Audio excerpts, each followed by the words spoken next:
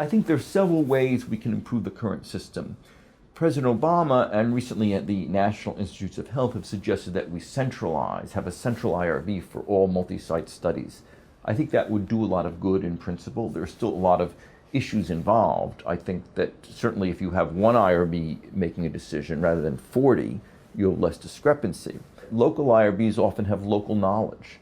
They'll know that if a researcher says, I'm going to go study patients in hospital X, they know if that hospital treats wealthy white people or poor black people, whereas a central IRB in Washington may not know that.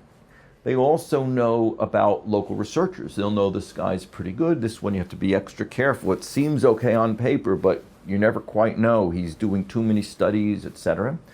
And they're also curbside consults. So IRBs locally will end up talking in the parking lot to a researcher who will say, I'm thinking of doing this, what do you think? And the IRB person will say, well, why don't you try it this way? And that kind of informal interaction can be very helpful. But I think central IRBs are very important and can help a lot, but how they work and making sure there's still informal contact possible and local knowledge, that's important.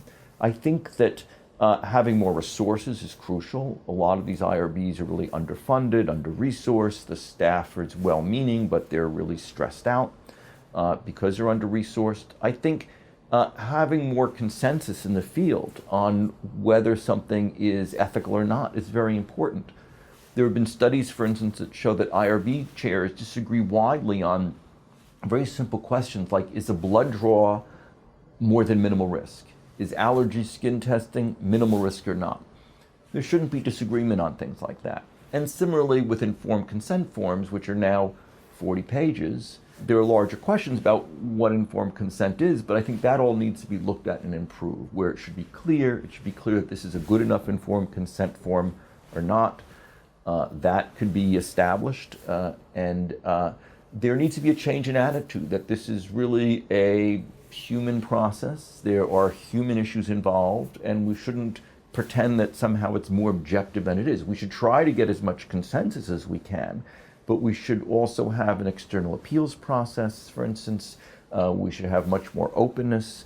IRBs vary in how open they are to researchers. Some say we never let a researcher in our meeting. Others say we invite researchers to come to the meeting, and I think the more openness, the better. And I think researchers should appreciate more the difficulties involved, that it's often not the IRB's fault that things take a long time or that researchers have to follow the regulations, but it's really because there are these regulations. And I think there needs to be more public education, more understanding about these issues, that really what's at stake is how much should we as a country regulate scientists? And some scientists say, let's all scientists do whatever they want all the time. But there are drug companies that may be motivated more by profit margin than by the health of the patient. There are some scientists who've made up data. There are the case of Andrew Wakefield was a surgeon in England who claimed that autism came from the measles vaccine. Thousands of parents decided not to vaccinate their kids, but it turns out he made all the data up. He just falsified stuff, said, here's a kid, I'll say that he had autism after getting the vaccine, even if that wasn't true. So again, we need some monitoring of scientists, and we need together as a society to decide how much, because there's dangers of going too far one way or the other.